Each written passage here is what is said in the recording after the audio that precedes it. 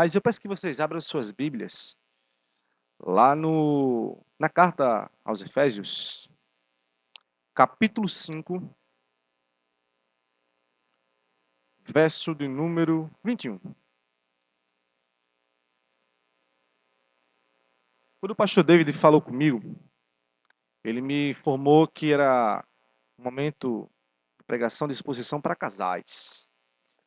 E ele me passou esse texto.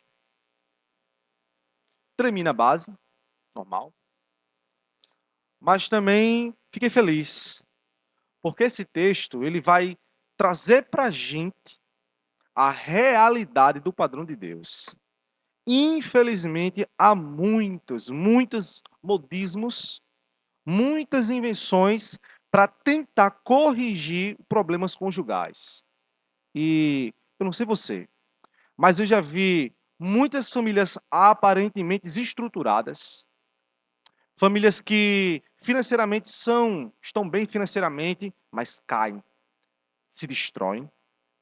Conheço casamentos, irmãos, de famosos que são belos, pessoas bonitas esteticamente falando, mas infelizmente, aspas, um amor que não é bíblico chega ao fim, não acabou o amor e se acaba aquele relacionamento. Você conhece alguém assim? Companheiros que deveriam estar o resto da vida juntos, unidos segundo os votos que fizeram, mas não conseguem permanecer juntos. Sabe por quê, irmãos? Porque falta princípios. E os melhores princípios são das Sagradas Escrituras, irmãos.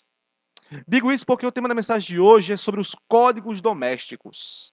O que são códigos domésticos, segundo o pensamento judeu, os pensamentos bíblicos? Códigos domésticos eram tipos de princípios, que eram chamados de códigos domésticos, sociais ou familiares, que eles davam a estrutura de todo um viver da sociedade, dentre eles a família. E esses códigos domésticos, irmãos, eles têm estruturas de autoridades, é uma cadeia. Olha, o pai tem que respeitar a Deus, a esposa, o marido, o filho, os pais. Tem estruturas, e quando essas estruturas são quebradas, grande é a queda da família. E digo isso, irmãos, tem um filósofo chamado Michel Foucault, que ele escreve num livro chamado Vigiar e Punir. Ele fala, irmãos, sobre a ideia de micropoderes e macropoderes, até chegar ao macropoder. Por exemplo, mas olha, existem micropoderes na sociedade que eles respondem a um macropoder. Por exemplo, você respeita um policial porque o policial tem uma ordem de um ser maior em autoridade. E aquela autoridade vem do juiz, o juiz vem do promotor, e aí vai, e você conhece como é aquela cadeia, até chegar em um macropoder que decide toda aquela estrutura de código, de ética, de moral, para que a sociedade venha fluir. A questão, irmãos, aqui é que no contexto, o Evangelho está nos mostrando o nosso código doméstico. O Evangelho está nos dizendo aqui quem está ou quem deveria estar no macropoder das nossas vidas. Amém? Os romanos se incomodavam, nesse contexto aqui, com as religiões do Ocidente, como o cristianismo, o judaísmo, porque Roma queria estar no poder de todas as esferas. A gente sabe muito bem que a perseguição escatológica do Apocalipse é porque eles queriam dizer que César é o Senhor. Mas quem é o Senhor? Cristo é o Senhor. Amém? Irmãos, isso aqui é muito sério, muito importante.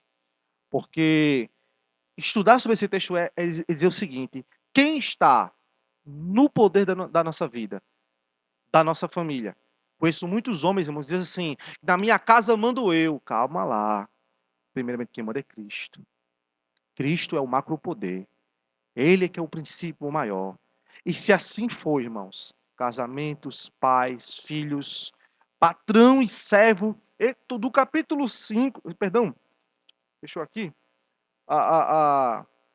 Do capítulo 5, irmãos, do verso 21 desse texto, até o final do capítulo 6, irmãos, vai falar sobre os códigos de ética, sobre casamento, pais e filhos, patrão e servo. Tudo isso, irmãos, a pergunta que fica agora é: quem reina no nosso relacionamento? Quem reina na nossa casa? Quem reina na nossa vida? Qual é a moral, irmãos? Primeira coisa que eu quero dizer para vocês, irmãos, o tema dessa mensagem é códigos domésticos. Quem reina na nossa casa? Quem reina, irmãos, é quem tem o controle da nossa vida. O Senhor é quem tem o controle da nossa vida, amém? Por isso que no verso 21, leia como ele diz assim: sujeitai-vos o quê? Uns aos outros no temor de Cristo. A ideia de sujeitar aqui no texto, irmãos, é obedecer a alguém. É a ideia que tem um código maior, que olha, nós sujeitamos, antes, todos nós sujeitamos a quem? Ao Senhor. Isso aqui já fere o pensamento romano da época. Porque Roma dizia, olha, toda a casa tem que obedecer ao homem da casa. É assim parecido conosco. Mas nós obedecemos, por exemplo, o filho obedece ao pai, não porque o pai manda, mas porque o Senhor está acima do pai. É porque o Senhor estabelece princípios maiores. E toda aquela família tem que obedecer a quem? Acima de tudo, obedecer a Roma. Não, mas não é Roma que está no controle da minha casa. Eu obedeço ao Senhor. Todos nós se sujeitamos ao Senhor. Todos os micropoderes, pai, mãe, pastor, diácono, presbítero, todos nós se sujeitamos ao Senhor. Todos, no temor do Senhor. E esse é um dos temas mais caros desse texto aqui, irmãos, porque você vai ver no versículo, por exemplo, 5, verso 22, vai dizer que a esposa tem que ser submissa como ao Senhor. No capítulo 6, verso 1, os filhos têm que obedecer aos vossos pais no...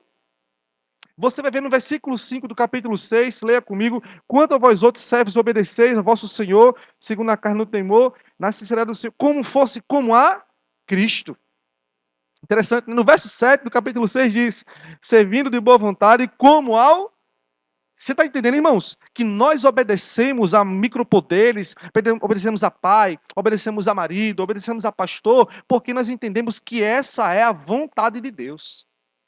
O maior poder que é o Senhor diz, olha, vocês precisam se sujeitar, se submeter, vocês precisam ouvir. É interessante, irmãos, por exemplo, o patrão. Chega aquele patrão lá chato, muitas das vezes injusto, duro.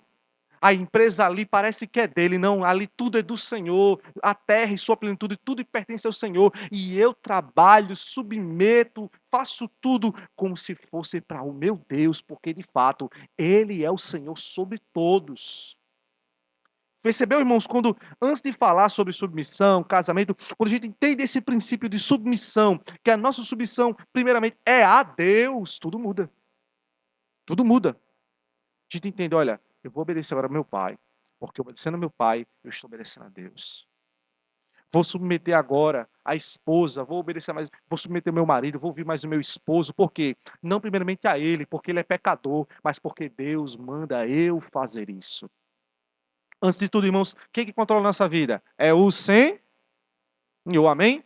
Agora, vamos ser sinceros, irmãos. Na teoria, entendemos na teologia que é dessa maneira. Mas na forma prática, irmãos, é fácil? No casamento, viver a dois, irmãos, é tão difícil. Vejo muitas teologias sobre esse assunto, que fala a teoria, fala a teologia, fica no campo das ideias, e aquela coisa linda, olha, obedeça a Cristo, porque Cristo é Senhor. Mas vamos para a vida prática, que é onde a coisa mais complica para o cristão. Irmãos, ter pais muitas das vezes injustos, tem pais que são muito ruins com seus filhos. E o filho continuar obedecendo ao pai, honrando o pai, não é fácil, irmãos. Ter patrões, irmãos, que muitas vezes vai atrasar o seu salário e você continuar trabalhando como se fosse para o Senhor, não é fácil, irmãos, amém? Mas eu quero lembrar a vocês uma coisa interessante, que o sujeitáveis aqui, no texto grego, ele está no verbo particípio. Ele é um verbo que depende do verbo principal. E o verbo principal é imperativo, é uma ordem de Deus, é uma fala de Deus, que está no versículo 18. Leia comigo, por favor. Ele diz, não vos embriagueis com vinho, no qual há dissolução, mas enchei-vos do Espírito. Aí ele vai dizer, olha, você vai se encher do Espírito. Antes de mais nada, irmãos, uma teologia do vinho. O vinho é uma bebida, irmãos, que ela é fermentada e ela embriaga o homem. A ideia do texto aqui, irmãos, é porque o vinho, quando a pessoa consome muito uma bebida alcoólica, você perde o controle da sua vida, perde o controle das suas emoções, fala o que não deve, né? Quer brigar com todo mundo, se acha super-herói. Então você perde totalmente o controle. Mas a ideia aqui, irmãos, é que o texto está dizendo, olha, vocês vão se encher do Espírito. Aí ele começa a dizer, você encher do Espírito, você vai falar entre vós com salmos, você vai entoar louvores de coração, cânticos, hinos e cânticos espirituais, você vai dar graças, sempre graças a Deus em tudo, dar graças a Deus, irmãos, em todos os momentos é fácil? Quando as coisas estão difíceis, é fácil dar graças a Deus? Como é que a gente consegue dar graça a Deus em todos os momentos? Cheio do Espírito, sendo controlado pelo Espírito Santo do Senhor. Como é que a gente vai chegar aqui, irmãos? O pastor David tocando aqui, alguns louvores que eu gosto muito, tem um salmozinho congregacional, mas eu entendo, irmãos, que isso aqui não só é música, é adoração ao Senhor.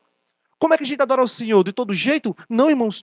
Buscando ao Senhor, cheio do Espírito. Então é da mesma forma, olha, se sujeitar é uma adoração a Deus que só é possível ser feita se for feita cheio do Espírito Santo.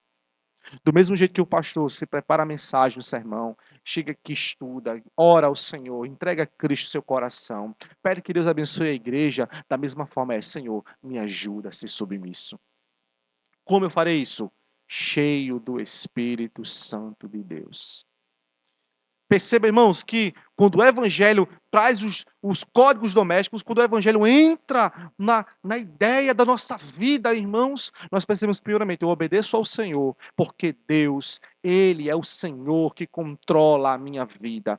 É bem difícil ser submisso, é bem difícil obedecer, mas eu não obedeço pelas minhas forças, eu faço isso porque o Espírito Santo de Deus habita em mim, controla a minha vida, e sem ele nada eu posso fazer. Muda a ideia, irmãos. Muda. O Evangelho entenda que nós aprendemos que soberanamente Deus nos escolhe, nos elege, vocês sabem muito bem, a ordem da salvação. Vocês têm um pastor que ensina o Evangelho a vocês.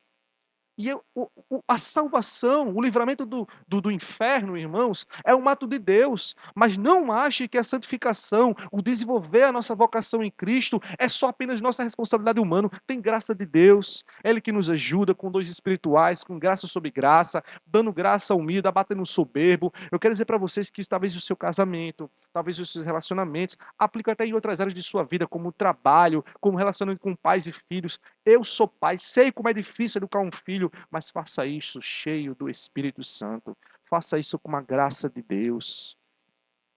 Certa vez, irmãos, um parênteses nessa mensagem, eu fui aconselhar um casal, disse assim, pastor, esse casamento aqui não tem jeito não. Eu fiz, tá, tudo bem. Para quem não tem jeito? Já tentei de tudo, tudo bem. Você disse tudo. De fato, do seu jeito, não tem condições. Do meu jeito, não tem condições.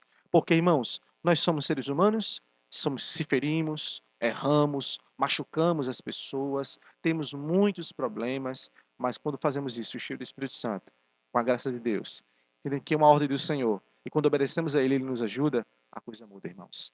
Amém?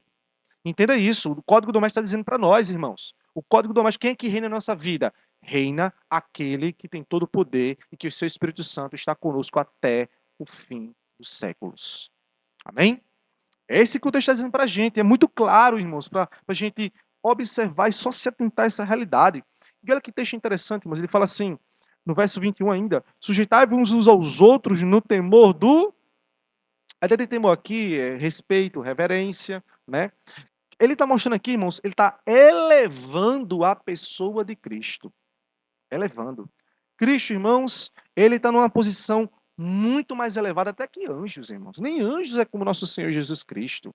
Hebreus capítulo 1 vai dizer isso, verso 5 em diante. Olha, qual dentre os anjos disse, tu és o meu filho e hoje eu te gerei? E importa que os anjos o adorem. Qual dentre os homens nasceram de um nascimento virginal, sem pecado, onde foi um grande milagre, onde o Espírito Santo chegou na mãe dessa pessoa, cobriu a sombra do Onipotente, que é a mesma sombra do Salmo 91, aquele que descansa no esconderijo do Altíssimo, a sombra do Onipotente descansará. Que homem é assim?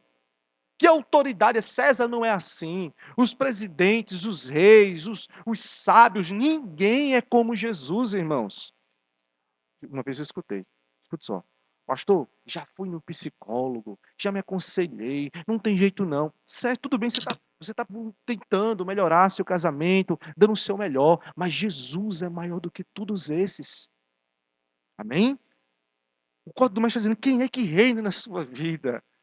Quem é que controla a sua vida? É aquele que está numa estatura bem maior, mais elevada do que os homens, do que os reis, do que os sábios. Amém?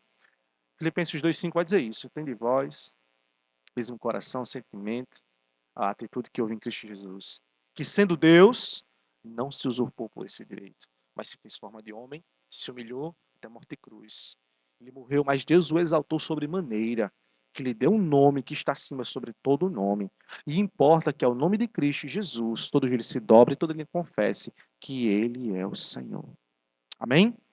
Então, entendamos isso, irmãos, porque 1 Pedro, capítulo 2, verso 13, diz uma coisa maravilhosa para a gente. Diz, olha, sujeite-vos a todas as autoridades constituídas por Deus. Logo, se é Deus que constitui a autoridade, Deus é maior do que qualquer autoridade.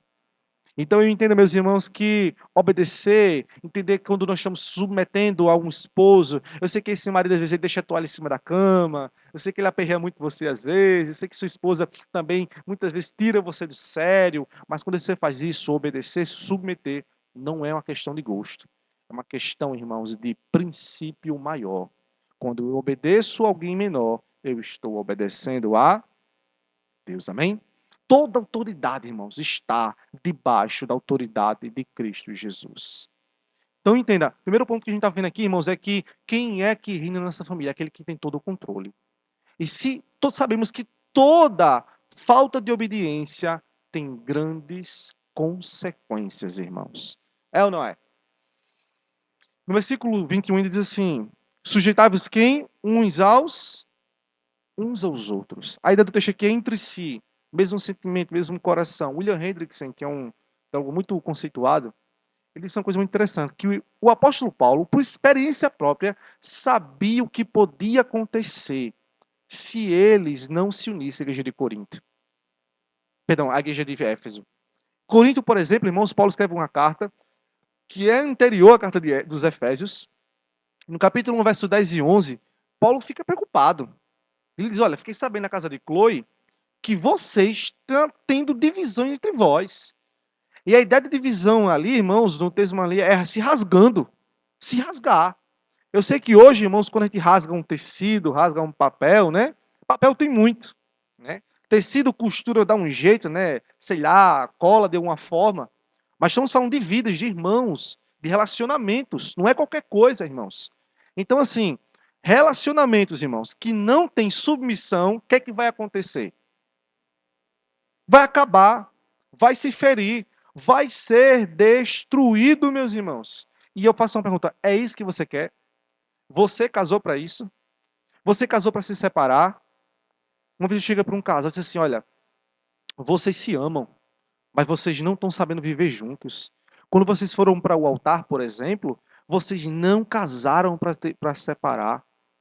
Pais e filhos, você botou seu filho no mundo, você gerou um filho para você não conseguir nem falar com seu filho, ficar brigado com ele.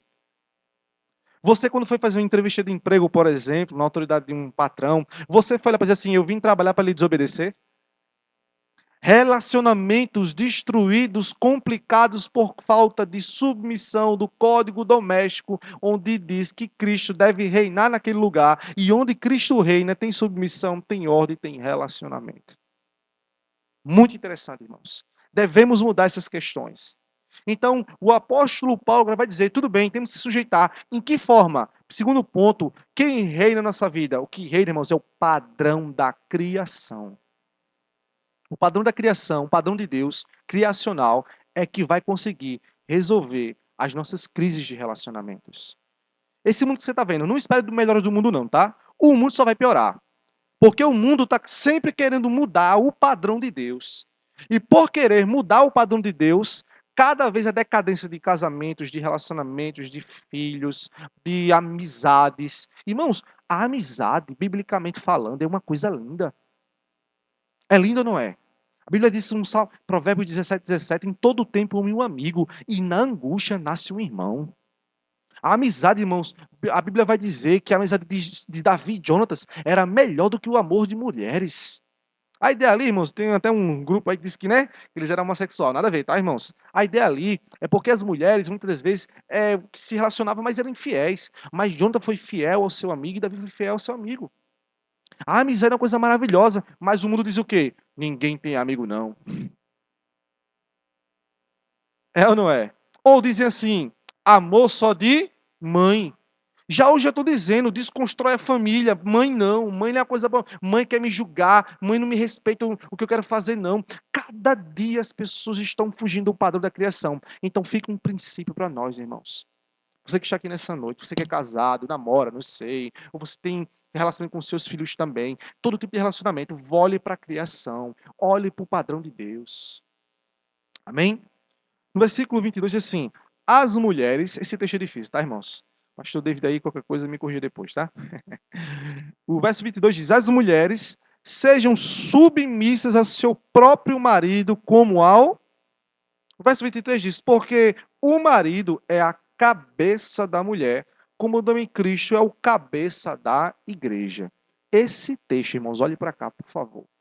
É um texto que sofre muitos ataques, interpretações erradas, pensamentos tortuosos. Mas para a gente entender isso aqui, irmãos, temos que olhar o todo da Bíblia.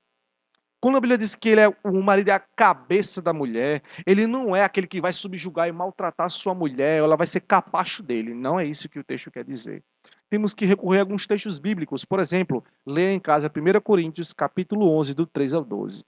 Você vai perceber, irmãos, que para resolver a questão de crise de relacionamentos, Paulo vai dizer o seguinte, olha, quem foi criado primeiro, o homem ou a mulher? O homem. Logo, quem deve ser a autoridade? O homem. Por quê, irmãos? Porque a ideia é, assim como Cristo é o cabeça do homem, o homem é o cabeça da mulher. Quem foi criado primeiro? Jesus, Deus ou o homem? Obviamente, Deus é o criador de todas as coisas, autoexistente. Então, quem é a autoridade? Deus ou o homem? Deus, obviamente. Então, Paulo usa uma dinâmica da criação para mostrar a autoridade de relacionamentos. Lembra micropoderes? Ele vai usar isso. Porque, irmãos, a mulher foi feita por causa do homem, do relacionamento conjugal. Na cultura da época dos coríntios, por exemplo, tinham muitas mulheres sacerdotisas. E não é muito diferente de hoje, né? Que exalta a mulher que gera o homem. E Paulo, não. Primeiramente, não foi o homem gerado da mulher, foi a mulher feita do homem. Paulo está voltando aqui à autoridade. Se as mulheres acham que tem que ser autoridade para o homem porque gera um homem, mas quer dizer para você que a primeira mulher foi feita do homem, não o contrário. Amém? E por que a mulher foi criada? Para um lindo propósito, para ela ser uma auxiliadora idônea. Você sabe o que é ser uma auxiliadora idônea? Idônea, irmãos, vem de perfeito, mas não perfeito em perfeição. Perfeito em propósito, ou seja, essa pessoa que está do seu lado, ela é perfeita para você. Deus criou ela, deu a você a ela, para ver o propósito de Deus para a sua vida. Deus fez Eva de acordo, não é bom que o homem esteja só. Fale em uma auxiliadora idônea, perfeita para o propósito chamado casamento família. Amém? Então, Paulo começa a dizer, olha, quem vem primeiro? Cristo. Então, Cristo é o cabeça do homem. Quem vem depois? O homem é o cabeça da mulher. E quem é que cabeça? Deus é o cabeça de todo esse propósito. Amém? E Paulo vai explicar, se o homem foi criado primeiro, logo o homem tem autoridade. A mulher, ele vai dizer o seguinte, olha, a mulher usa o seu véu, né? Ele vai usar exemplo de véu. Há uma igreja aí, né, que para mim é uma seita, a mulher tem que usar véu na cabeça, né? Mas véu ali é cabelo, irmãos. O texto fala, se você pensa, que véu é cabelo. Mas a ideia ali não é que a mulher não possa cortar cabelo, como outras igrejas dizem também. A ideia ali é feminilidade. A ideia ali é ter toque feminino. Porque as sacerdotisas da época raspavam suas cabeças e queriam ter autoridade de homens. O que diz das mulheres pastoras hoje, que querem ter autoridade de homem. E quando a mulher quer ter autoridade de homem, diz o texto que ela desonra o marido. E a Bíblia diz que quando o homem quer usar véu, ou seja, ele quer ser delicado, não tem autoridade de homem, ele desonra Cristo. É uma matemática difícil de se entender, mas é isso que o texto está dizendo. Logo, se a mulher desonra o marido, se o marido desonra a Cristo, todo mundo desonra quem? A Deus. Amém? Então, a ideia aqui que o homem é a cabeça da mulher, não é que ele é melhor do que a mulher, porque no versículo 11, 1 Coríntios 11, ele vai dizer, nem a mulher independe do marido, nem o marido depende da mulher. Os dois se completam, os dois se precisam, os dois foram formados por Deus para um lindo propósito. E o versículo 12 vai dizer, tudo vem de Deus e para a glória de Deus, é um padrão perfeito. Deus criou e estabeleceu tudo para que viver de forma harmoniosa para a sua glória. Amém? O que o texto quer dizer é o seguinte: vocês precisam um do outro, mas vocês precisam um do outro obedecendo o padrão de Deus. Esposa, submeta ao seu marido. Marido, ame a sua esposa, como eu falei daqui a pouco, como Cristo, a mãe igreja, morreu e se entregou por ela. Amém? Tudo que fez isso, irmãos, acredite, foi Deus. Deus falou, não é bom que o homem esteja bom, não esteja só. Deus criou o homem, né? Deus fez um projeto na criação, para o serviço, na geração. Aí viu o homem precisa da mulher, a mulher precisa do homem, e Deus governa todos, Deus abençoa todos, e o padrão da criação é organizado. Amém? Perceba, mulheres, vocês vão se submeter aos seus maridos porque Cristo fez assim. Simples. Não, mas vou fazer de outra forma. Não faça. Marido, daqui a pouco eu chego em vocês, tá bom? E o versículo 22 diz assim, 23, perdão. Porque o marido é o cabeça da mulher, como também Cristo é o cabeça da igreja, sendo o mesmo salvador do corpo. Perceba, irmãos, que ser marido tem o mesmo, aspas, responsabilidade de propósito que Cristo teve com a igreja. Ser um salvador. Irmãos, ser salvador de forma prática, não no sentido místico, quem é um salvador da igreja é Cristo. Mas salvador aqui é libertador, preservador, cuidador. Aquele que cuida a qualquer custo, irmãos. Um salvador naquela época, por exemplo, um médico levava o nome de salvador. Olha, o médico, ele é um sóter, ele é um salvador, ele cuida das pessoas, ele salva. E perceba que naquela época nem sempre tinha materiais médicos tão disponíveis como hoje tem, irmãos. O médico, ele quer um medicamento, liga, né? Manda, chega para ele, fácil, fácil.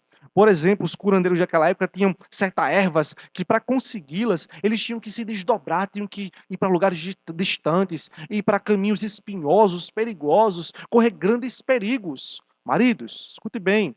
Cristo colocou você como cabeça da sua esposa, não para ser um ditador, mas para se doar por ela. Quão é difícil. Aí o apóstolo Paulo vai dizer, irmãos, basicamente como seria isso, versículo 24, amém? Como, porém, a igreja está sujeita a Cristo, assim também as mulheres sejam em tudo submissas ao seu marido. O verso 25 diz: Maridos, amai vossa, como também Cristo amou a igreja, e a si mesmo se entregou por. Isso aqui é muito forte, irmãos. Por quê? O amor, hoje, geralmente, ele é um amor recíproco. Deve ser um amor de reciprocidade, mas não apenas de sentimentalismo, mas de atitudes. Amar a igreja, irmãos, a igreja é um sentimento muito difícil. Muito difícil. A Bíblia diz que, lá em Provérbios, que quando Deus quer dar um favor do Senhor, ele dá uma esposa. Que aquele que encontrou esposa recebeu benevolência, favor do Senhor. Mas entenda que quando, nos tempos bíblicos, quando o homem ia casar com uma mulher, geralmente ela era mais nova. Ele pegava aquela mulher mais nova, tirava dos braços do pai, tomava toda a responsabilidade para si. Então ele sabia que geralmente as mulheres ali, elas tinham seus momentos difíceis, sua feminilidade. Lembre-se, a mulher, ela é feminina e tem que ser feminina. Amém? Feminilidade já está dizendo que a mulher, ela não tem a dureza, a macheza, não machismo, não tem aquele pensamento mais robusto que o homem não precisa ter. É nós, homens, que precisamos ter, biblicamente falando. Amém? Então, amar a esposa como Cristo ama a igreja, morreu e se entregou por ela, é uma atitude muito difícil, irmãos. Porque Cristo amou a igreja até o fim. Lembre de Cristo, irmãos. Cristo foi abandonado pelos seus discípulos. E quando ele encontrou com eles a primeira vez, ele não disse: Vocês me abandonaram, não foi? Ele fez: Pai seja convosco. Pai seja convosco. Estou aqui. Senhor, você me ama, Pedro. É interessante demais, irmãos, como ele tratou os seus discípulos. É interessante como ele tratou a igreja. É interessante como Cristo trata a igreja hoje. Igreja, irmãos, ela é uma instituição maravilhosa, porque o Deus dela é maravilhoso. Maravilhoso. Mas vamos ser sinceros, quem vive na história da igreja, irmãos, quem vive na realidade cotidiana, comunitária, nem sempre a igreja é uma bênção aos olhos humanos. Sim ou não? Corinto deu muito trabalho ao apóstolo Paulo. Mas o apóstolo Paulo, quando escreveu a carta, diz: olha, a igreja de Deus que está em Corinto. Mesmo ela sendo difícil, mesmo ela dando muitos trabalhos, o apóstolo falou: olha, a igreja que está aí não é a igreja de Corinto, é a igreja do Senhor que está em Corinto. Então, homens, se você acha que para as mulheres quer ser submissa é difícil, o papel do homem é muito mais difícil. Porque a mulher vai se sujeitar como Cristo, a Cristo, como faz a igreja. Mas veja bem, tudo que Cristo faz para a igreja tem alguma coisa de ruim? Tudo que Cristo faz para a igreja, irmãos, é bom, irmãos. Cristo, ele ama a igreja, morreu pela igreja, cuida da igreja, enviou o seu Espírito, nos orienta pela sua palavra. Cristo cuida e sempre cuidou e sempre cuidará da sua igreja. Mas, irmãos, amar a esposa como Cristo amou a igreja, morreu e se entregou por ela, a missão é muito mais difícil. E no Código Doméstico dos Romanos, não é assim não. No Código Judeu, muito menos. Capítulo 19, irmãos, tem um grande debate de Jesus e os saduceus ali, e os fariseus. Disseram: Senhor, é lícito divorciar por qualquer razão? Naquela época, irmãos, o que sobressaía eram duas escolas teológicas rabínicas, chamada escola de Shammai e de Hillel. Hillel dizia que a mulher podia ser abandonada ou desprezada por qualquer motivo. Shammai dizia não, só alguns motivos mais específicos, como traição ou coisa do tipo. Aí pergunta: e aí, senhor, o que é que você diz? Jesus usa o quê? O padrão da criação. Nem sempre foi assim. No princípio não era assim. Porque o que Deus uniu, o homem não o separe. Ao padrão da criação, irmãos. O padrão da criação é Deus estar dizendo: esposas sejam submissas aos seus maridos. Maridos, ame a sua esposa, se sujeitem uns aos outros para o projeto de Deus para a sua vida. Mas é difícil, mas você tem o Espírito Santo, mas seja do Espírito. Comece a entender que a missão que Deus deu a vocês é santa, maravilhosa e a vontade de Deus sempre prevalecerá. Amém? Não haverá jeitinho, irmãos. Não haverá jeitinho para o padrão de Deus. Amém? Não, mas faz assim que talvez dê certo. Não, não tem jeitinho. Temos que obedecer. Deus nos ajudará. Deus nos deu essa ordem. Temos que seguir a vontade soberana do Senhor. Amém? E é interessante, irmãos, porque essa é a vontade do Senhor, o padrão da criação, e isso nunca voltou vazio. Por quê? Terceiro ponto, irmãos, estou perto de encerrar, diz uma coisa muito interessante, que o Código Doméstico, que reina na nossa vida, é um Senhor que é puro e que é santo. Por quê? Lembre-se que temos que obedecer, sujeitar, submeter, porque o Senhor quer assim e fazemos isso para Deus. Amém? Não faremos sozinho, o Espírito Santo de Deus, cheio dele, controlados por ele, conseguiremos com sua graça. Segundo, eu não sei como fazer, o padrão é da criação, o marido é a cabeça, a mulher é submissa, porque Deus fez um propósito, os dois se completam, e isso foi Deus que fez assim, tem que ser obedecido. E o resultado disso, irmãos, o versículo 26 diz: para que a santificasse, tendo purificado por meio da lavagem de água, pelo que, irmãos? Pela palavra. Que coisa linda, irmãos. A ideia de santificar aqui, irmãos, é separar. Obviamente, vocês sabem disso. Separar em que sentido, irmãos? O cuidado do casamento, antes de mais nada, tem que ser um cuidado espiritual. Cuidar dos relacionamentos tem que ser um cuidado espiritual. Irmãos, eu conheço muitos casais que o marido tá aqui, meu amor, o cartão, vá lá, gaste, pinte o cabelo, compre sapato, faça aquilo. Mulherada, é bom, não é? Com certeza, né? Os homens, eita, pastor, não fala isso não. É bom você cuidar, investir, você investir, né? Ou então as mulheres faz o quê? Olha, eu passo a roupa do meu marido, pergunto o que ele quer comer, faço aquele caldo que ele gosta, eu procuro saber quais são os gostos, o agrado dele, para que eu possa conseguir manter isso. Mas escute, antes de tudo isso, tem que ter a santificação. Cuidado do marido, o princípio maior para todos, né? Mas o cuidado do marido de santificar a esposa, a ideia de separá-la. E qual é a ideia de separação? No Antigo Testamento, quando existia tanto o tabernáculo como o templo de Salomão, as coisas que eram santas do Senhor, elas eram separadas e elas eram usadas de forma santa, elas eram purificadas, bem cuidadas, porque sabiam que aquilo ali era de Deus.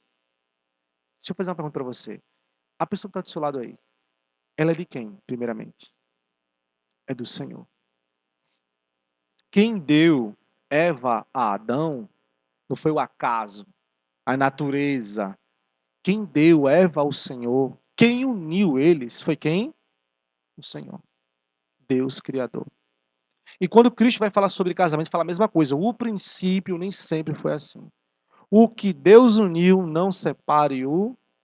A ideia de santificação aqui, como os estudiosos vão dizer, que é justamente isso. O marido precisa tratar a esposa como algo dado por Deus, santo por Deus, e deve tratá-la como um tal, porque ela é um exemplo da nossa espiritualidade.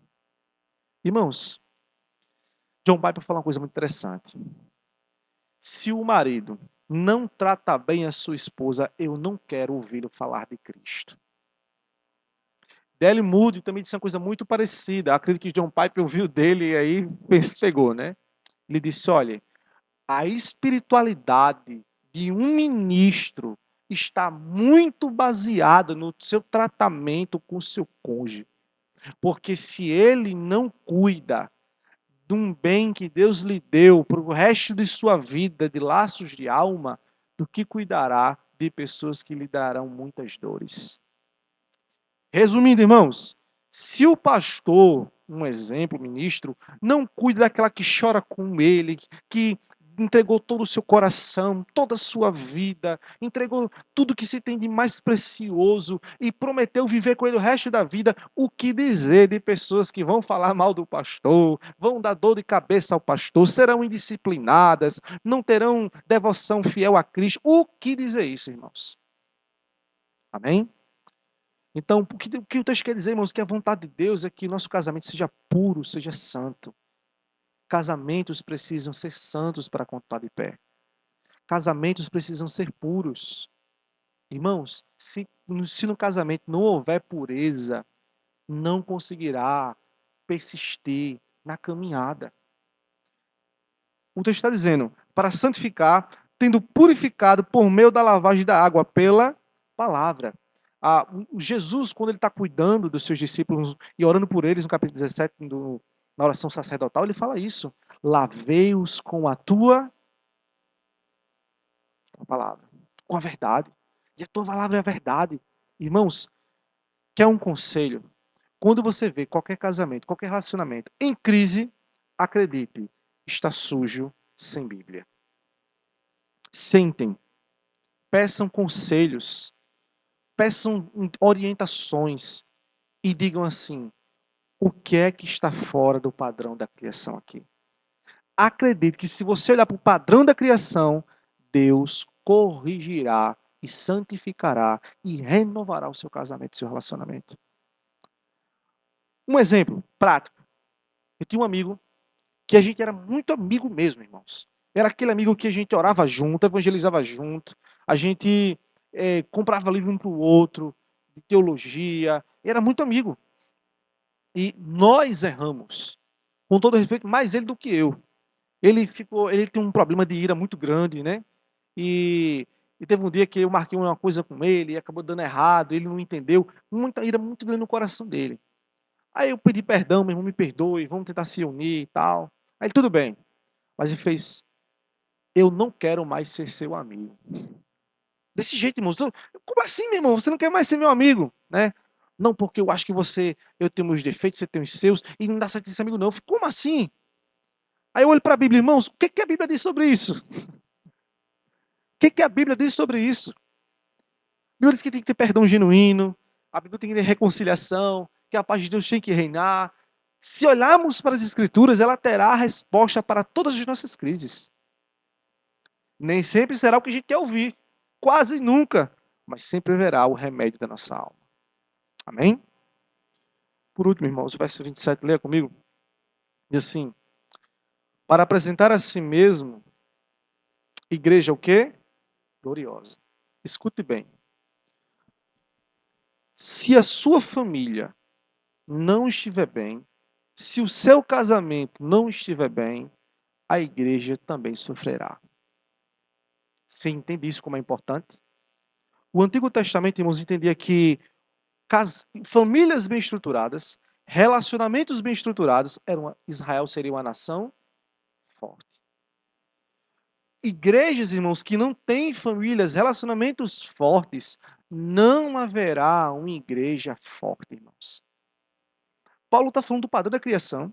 Paulo está dizendo sobre as crises do casamento, crises de relacionamento, e agora ele fala de igreja, para que a igreja seja apresentada de forma gloriosa. Irmãos, louvado seja Deus que vocês têm esse momento aqui agora que o pastor está fazendo para tratar, cuidar de casamentos, falar sobre relacionamento. Glória a Deus por isso. Sempre foi assim. Do até ao ANT, sempre Deus quis tratar famílias, relacionamentos, o povo de Deus, a união do seu povo, a comunhão dos santos. Você vê, irmãos, que sempre nas orações paulinas, por exemplo, ele fala da comunhão dos santos. Na Cristo, ele fala sobre um corpo bem ajustado. Ninguém pode ser melhor do que o outro, querer a função do outro. Sempre que tem que estar organizado. Então, irmãos, casamento fala muito sobre a igreja. Relacionamento fala muito sobre igreja. Deixa-me dar só mais um exemplo. Certa vez eu cheguei numa igreja, irmãos, que é uma igreja aqui em João Pessoa de muito renome. Muito. Nome, se eu disser aqui, sabe quem é, mas por ética eu não vou dizer, obviamente. Irmãos, eu achei muito estranho. Cheguei nesta igreja. As pais, irmão, boa noite. Quem é esse? Nem sequer responderam. Muito estranho, irmãos. Muito estranho. Pouco tempo depois, um pequeno problema de liderança da igreja, boa parte da igreja sai e abrem outra igreja. Uma igreja que não consegue entender que crises relacionais sempre vão acontecer. Mas eu tenho que entender que com Cristo, com o padrão da criação, eu vou santificar os meus relacionamentos, a minha vida conjugal, minha vida de amizades, todos os meus relacionamentos para a glória de Deus. Uso outro exemplo, se o pastor me permitir. Conheço um irmão que ele tinha 2 filhos para alimentar, uma família para cuidar, esposa, contas, toda uma vida. E no momento de ira, ele com seu patrão, ele fez o quê? Me dê minhas contas. Pediu demissão. Não entendeu a espiritualidade cristã para toda a vida relacional. O que aconteceu, irmãos? Passou muitas dificuldades. Não olhou para o padrão da criação. Não entendeu que ele trabalha como se fosse para o Senhor. Então, irmãos, olhe para as Escrituras. Temos que olhar para o padrão de Deus. Amém? Verso 27 diz: para apresentar a si mesma igreja gloriosa, sem mácula, sem ruga, nem coisa semelhante, porém santa e sem defeito. Irmãos, as mulheres sabem que para dar ruga é assim, né? Dar ruga é assim. A gente também sabe, mas a gente nem liga com isso, né? Dá ruga aqui, a gente nem liga. Mas olha a ruga, né? Como você todo, né? Da ruga, baixa um pequeno problema, um estresse, uma questão de desconforto, gera ruga. Mácula, irmãos, a ideia aqui do verso 27, de você achar mácula, é mancha, sujeira. Por exemplo, as ovelhas, irmãos, mais cuidadas, elas não tinham mancha nenhuma. Nem de nascença, nem de sujeira, com uma coisa que manchasse com tinta de carmesim, por exemplo. Não poderia. Sem mancha. Mas tem que ser santa e o que, irmãos?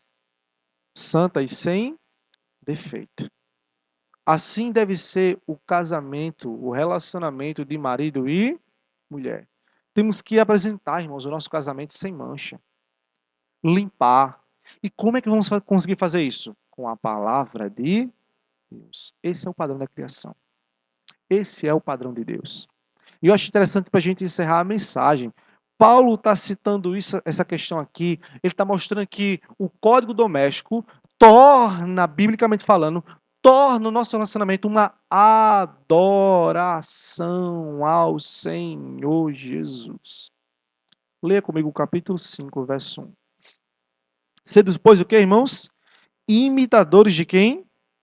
Como filhos, e andar em amor, como também Cristo nos amou e se entregou a si mesmo por nós, como que oferta e sacrifício a Deus em aroma. É dessa palavra que vem todo o resto sobre relacionamento. O nosso exemplo é Cristo. O nosso exemplo é Deus. Cristo andou em amor e se entregou. Primeira coisa, irmãos, vimos que é o padrão de Deus, é a vontade de Deus, cheio do Espírito Santo. Você ama a Deus? Então ame seus relacionamentos. Faça como Cristo fez. Entregue sua vida com uma adoração sem mancha, santa. Busque na palavra. Agora aqui, irmãos, o desprendimento do cristão para mudar o seu relacionamento é busque a palavra de Deus. Irmãos, eu faço um desafio para vocês aqui, irmãos, em nome de Jesus, como profeta do Senhor nesse momento. Devore sua Bíblia. Devore sua Bíblia. Para que você possa ter, irmão, sua mente iluminada. Para que você tenha uma resposta. Quando vier aquele momento, ira. Não, mas a Bíblia diz, não ireis. Pois se ireis, não pequeis. Minha vingança diz o Senhor. Quando eu entender, irmãos, que eu quiser me exaltar, mas eu do fruto do Espírito, sempre haverá uma palavra de Deus, irmãos, para o coração daquele que ama a Deus e está disposto a viver com uma vida agradável como oferta ao Senhor. Então, por isso que, irmãos, quando toca nesse assunto aqui, nesse texto, poderia trazer outros parâmetros, pensamentos teológicos, mas a vida prática é essa, irmãos. É devoção ao Senhor, é uma vida entrega. O meu casamento é de Cristo, a minha família é de Cristo, meus relacionamentos é de Cristo, viverei para Ele. É difícil, mas o Espírito Santo me ajudará. Eu sou controlado pelo Espírito, eu não devo ser controlado pelos meus pensamentos, pelos meu sentimentalismo barato. Eu sou controlado por uma emoção santa que gera no meu coração de arrependimento. Eu preciso glorificar a Deus. Como farei isso? Com o padrão da criação. Lutarei para ser santo, sem mancha, sem mácula, para que a igreja do Senhor avance para o reino de Deus, para a glória de Deus. Digo isso, meus irmãos, me incluindo nessa questão, porque não é fácil. Nem um pouco. Deus nunca disse que seria fácil. O texto está exposto, é isso aqui. Não tem mais o que acrescentar. Mas que Deus nos ajude. Nos abençoe. Vou dar um último desafio a você. Ore mais pelo seu casamento. Ore mais pelos seus relacionamentos. Uma vida piedosa. Paulo diz, fuja, Timóteo, das coisas dessa vida, das paixões, mas vive uma vida piedosa. Paulo escreve para Timóteo, olha, o exercício físico tem pouco proveito, mas a ideia é piedade. A piedade tem muito valor. A ideia de piedade ali, mano, a palavra grega eusebeia, é religiosidade. Não é religiosidade cega, sem rumo, mas bíblica. O que a religião que Deus quer, que é com devoção, em oração, buscando a Deus. E aqui, pastor, eu encerro essa reflexão dizendo uma tristeza que eu tenho sobre muitas coisas que eu vejo nas igrejas hoje, principalmente reformadas. Ah, sou cristão reformado, com isso assim, não preciso mais orar como eu orava antes. Irmãos, temos que ter uma vida piedosa na presença do Senhor. Chorar mais pelos nossos casamentos. Não podemos aceitar, irmãos, ver jovens que casam hoje, que se separam em dias, em meses. Eu tive uma tristeza muito grande ao ver um casal jovem. Casou pouco tempo. Divórcio. Precisa aprender o padrão da criação. Vamos orar. Fechemos nossos olhos.